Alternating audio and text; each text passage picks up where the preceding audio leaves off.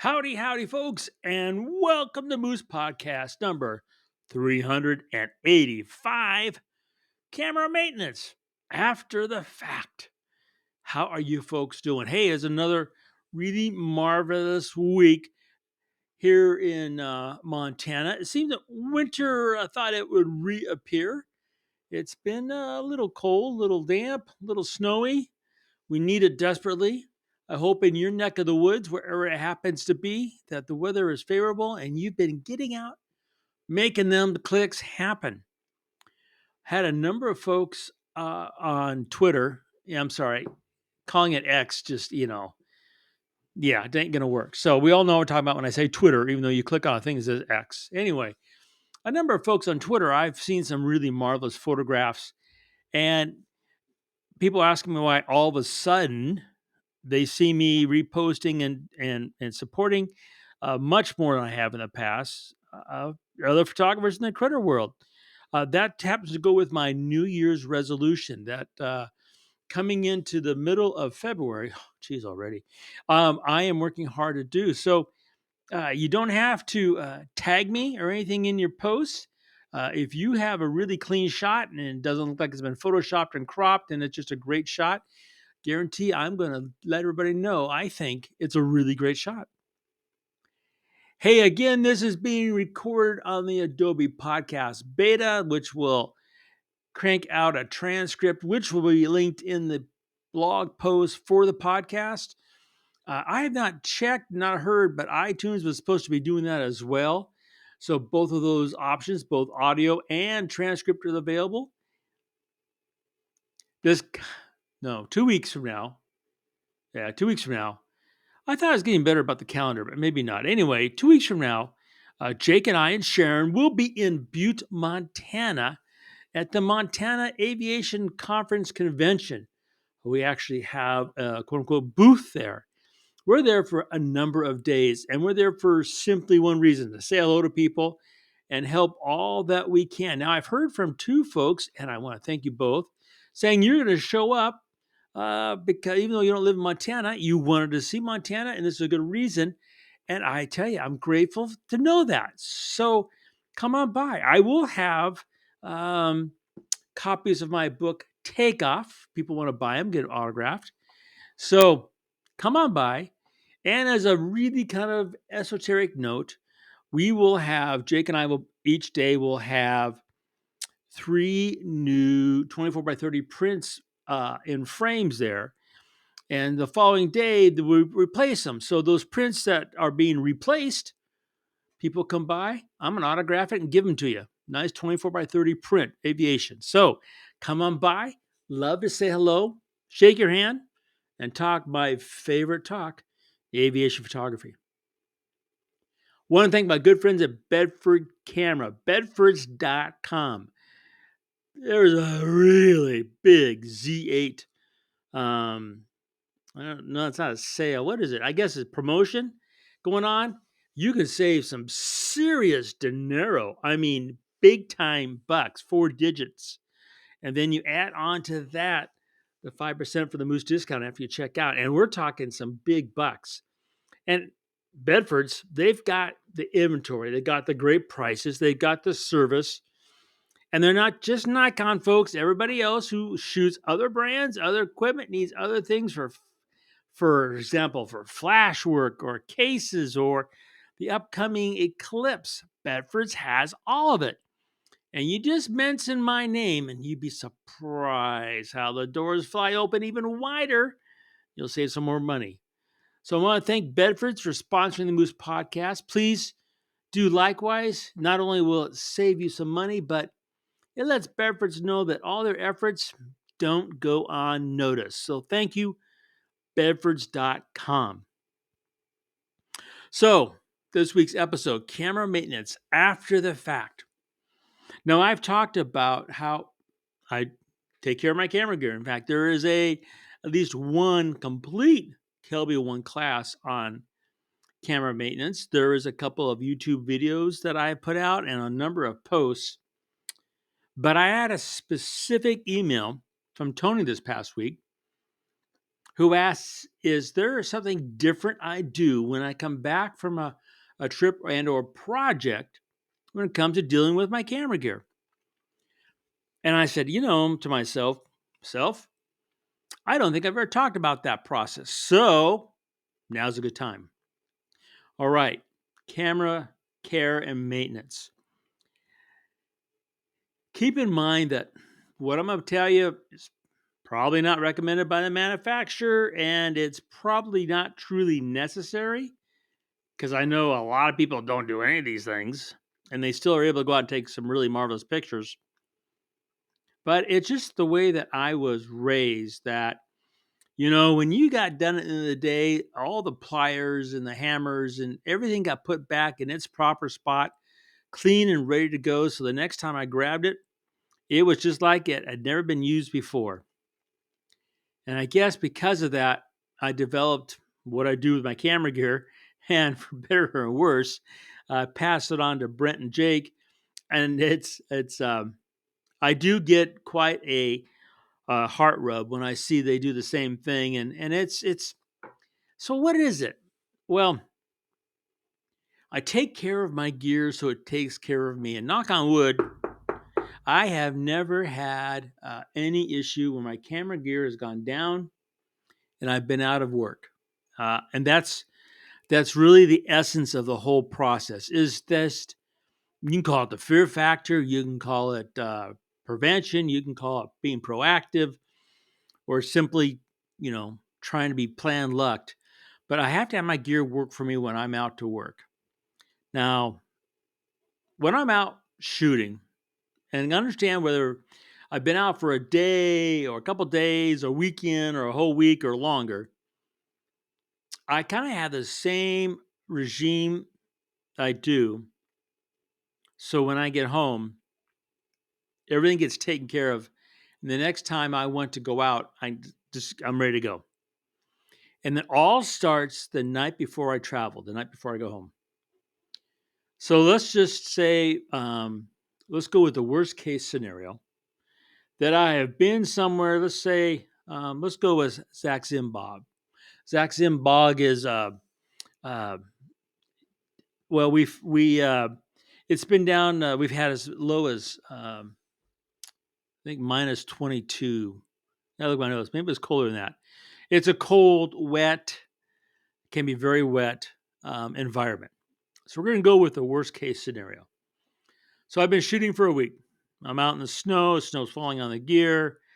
I've been photographing to my heart's content great gray owls. I come back each night. I go through my basic daily regime when it comes to taking care of my gear, bringing it back to room temperature, cleaning it, drying making sure everything's cleaned and dried off after I get it to room temperature, clean the sensor, charge the batteries, wipe the cards, all the basics. So the next day when I go out, it's ready to go. I've been doing that for the whole week. Then comes, let's just say Friday night, because I'm flying home on Saturday. Well, Friday night, that's where I start my whole camera maintenance after the fact routine. So prior to actually getting on the plane the next morning, and normally I get in the system as early in the day as I can. So I have everything ready to go before my head hits the pillow. So the current regime, and it changes a little bit each time. So I'm going to be traveling with the Z600F4 TC. TC means teleconverter. It has a built-in teleconverter. So the first thing I'm going to do is I'm going to take that gear out of the bag from shooting that day, do my usual maintenance, but a couple of things I'm going to add to it. First is that teleconverter. There's a little lock switch. So you have a 402 weight, a 600F4 TZ, a 180 to 400. Any of the Nikon lenses that has a built-in teleconverter, I'm going to lock that teleconverter into place so that the teleconverter is not engaged. Now, when you lock it, it can't accidentally become engaged. Now, why do I do that? Because I was told to. It's that simple. I was given the very polite and very firm advice that when I travel, lock the teleconverter into the non-engaged position. So I've been doing that ever since. I don't understand the logic behind it. I can make a lot of assumptions, but you know what happens when you assume something. But I do that because I was advised to by someone who I totally trust. Okay, so thank you, Mike, for that advice. Next thing I do is I make sure that the batteries in all the cameras are charged 100% before I travel. Why do I do that? There's a number of reasons. It started off way back when, decades ago, and I was traveling. It was back in film days, actually. And I was not making sure that battery was charged. I had a flight that I don't remember the specific other than it goofed up. My luggage was separated from myself because of it. I got stuck overnight, and then I had this great, great shooting opportunity, and I had a dead battery. So I couldn't take advantage of it. And I'm like, this is really stupid. Why would I shoot myself in the foot? Well, there's a lot of reasons why I shoot myself in the foot. And I try to, every time that happens, not to do it again. So before I ever leave, the batteries for all the bodies I have with me, they're fully charged.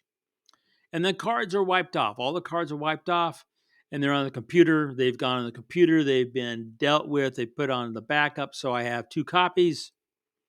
Boom. So I do that every time before I travel when I'm been on assignment. Now, if I'm traveling from the home to someplace, the batteries are charged, the teleconverter is locked in place, the cards have already been wiped. So that's my basic, camera maintenance before I leave. That's the basics. Then I get home. Once I get home, uh, almost Sharon will tell you, I make a beeline. I make a beeline to the office. I leave when I leave on a project or a trip. I leave the counter where I put my camera gear cleared off because the first thing I do is I come home. I'm going to wash my hands. And I'm going to use soap so they're degreased. There's nothing worse than hamburger grease from an airport diner being transferred to your camera gear once you get home. That's just disgusting. So my hands are washed and degreased, and then I take all the gear out of the camera bag. Now, as I mentioned in this scenario, I'm talking about coming back from Zach Zimbob, really cold, snowy, wet. My gear at some point probably got wet, probably got damp. Even though I tried, there's a possibility that some moisture got inside the camera bag. And as I went from terminal to the plane to overhead, terminal and home, that moisture from inside the bag could have gotten transferred to like the neoprene cover or something like that. So, in the worst case scenario, what I do is when I get back home, the gear comes out of the bag almost instantaneously. And the bag gets left open so air can get inside and get dried out. But more importantly, back to the gear, what I'm going to do, and I could, like I'm saying, this is the worst case scenario. The gear will come out of the bag and everything will be everything. So all the lenses, they will be laying horizontal. They won't be up-ended. They won't be standing, for example, on the, the rear lens cap. They won't be vertical sitting on the front lens cap. They'll be horizontal.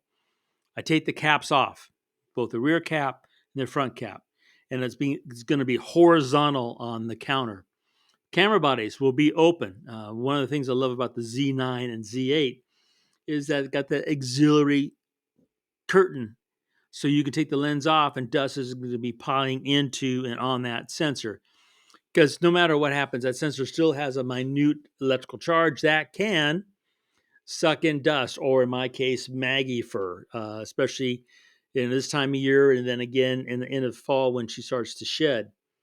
So the curtain's engaged, so the camera's there with nothing on the lens mount. The lenses are horizontal, laying on the counter with the caps on both ends off. Why is that? Air can move around. Even though in theory and vast majority of time, I'm sure it's the case, everything inside should be 100% dry anyway. I'm just going to make 100% before I put anything away or get ready to go. It's done. So that stuff will all be sitting out, caps off, in the office, not in direct heat by any stretch of the imagination, away from any kind of heat. They're probably 6-8 feet away from any kind of direct heating vent. And there they'll sit. They'll sit on that counter for a minimum of 24 hours, minimum. Normally, it's more like 36 hours. I'll let them sit. Let's say I get home on a Saturday.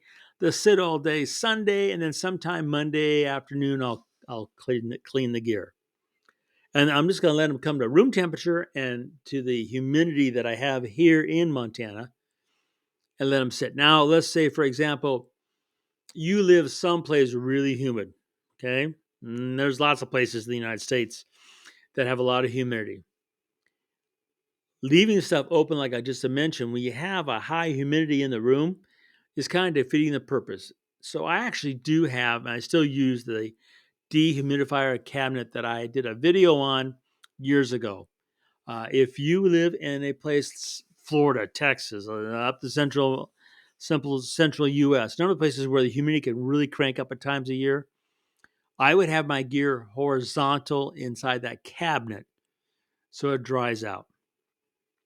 And why do I do that? Just because. Just because. Now, some of this, and I'll be really honest, is really old school of thought that probably doesn't apply today. But back in the day, old F-mount lenses, back in the days of film, we're talking a long, long, long time ago, the lubes inside of them were kind of organic. And that organic lube could create and would grow and support fungus on the elements. Now, that has long time ago disappeared. Our lenses aren't done that way. But I still work under basically, I guess you could say, that thought process. So, no moisture in the air means no fungus can grow. And I haven't seen fungus on a lens for decades, but I still work on that premise. So then the gear dries out 24, 36 hours. After that happens, then I actually go and clean the gear. Now, it's more than likely, 100% possible, that when I packed the gear in my bag before I got on the plane the next morning, I'd already cleaned it. I get home and I clean it again. Is this being really incredibly anal? Yeah, it really is. Do you need to do it? Probably not. But knock on wood, I've never had gear gone down on me, and I have been with people whose gear has gone down on them. So it just, what can I tell you? Murphy's Law? I don't know. So after all that period, it dries out, I clean it. Now I clean it basically like you see in the videos I talk about on the website, with a couple exceptions. When I come back from a trip that's more than a couple days, one of the things I'm gonna do is I'm gonna pull that battery out of that battery chamber, let the battery chamber dry out. Then I make sure the contacts are clean. I'm gonna take your basic drugstore Q-tip. I'm gonna put one drop of lens cleanse on it, and I'm gonna use that Q-tip to clean out all the little crevices, like around the lens release button and around between the top of the camera and the prism. I'm gonna clean out the hot shoe. I'm gonna make sure the actual EVF back viewfinder piece, it gets cleaned out. And I use a number of Q-tips, and I always look at that Q-tip to see how dirty it is, because even though I was really punctual in cleaning my gear at night, it still finds something. And then I'm going to make sure that all the contacts on the lens mount on the back of the lens are cleaned with a little drop of lens cleanse on a Q-tip. And then I'm going to do the same thing for inside the body. And then I'm going to make sure the grip on the camera gets clean, especially the, how do I describe this? The inside of the grip where your fingertips grab, not so much where your palm hits, but on the inside. I make sure all that gets cleaned up. I put a couple drops of lens cleanse on a clean white T-shirt and clean off that leatherette. And you'd be surprised what comes off, especially if you've been doing aviation. And then when this is all done, oh yeah, I should mention the back rim of the rear lens cap, that plastic. I clean that off with one of the Q-tips I've used elsewhere on the camera body, and clean off any fine debris that's created from the friction of the lens cap going on the back of the lens. And I clean that out. I blow out the rear lens cap because that plastic has static, it collects dust.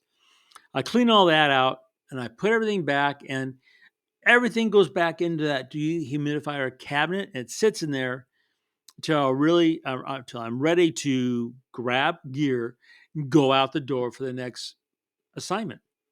And that's basically that's pretty much everything really when it comes to camera maintenance after the fact. So I hope that answered the question, and I hope that helps you. These tools that we love, we spend time and money on, and make our dreams come true with, need some TLC, and it's up to us to give it to them. You folks have a marvelous week. Can't thank you enough for spending some time with me. And remember to make every click your story.